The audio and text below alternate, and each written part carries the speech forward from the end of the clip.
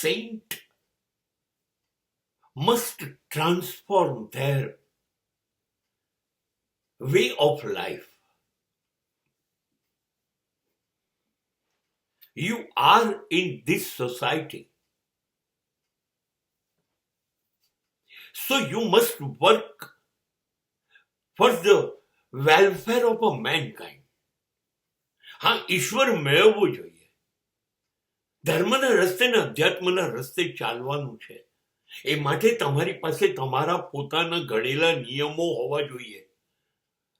સંતત્વની એક આચાર સંહિતા તમે બનાવો અને એની અંદર એક નિયમ ઉમેરો કે અમે સમાજમાં રહીએ છીએ, સમાજનો નાનકડો મોટો ઉપકાર પણ અમારો છે, તો ચલો અમે શું કરીએ, સમાજને કઈ રીતે મદદ કરીએ.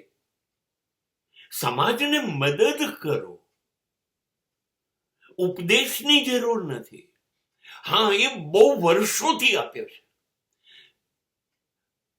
સમાજ ગરીબો માટે શું થશે, શિક્ષણ માટે શું થશે, આરોગ્ય માટે શું થશે, નૈતિકતા માટે શું થશે, બસ આ બધું સંતત્વમાં આવે છે.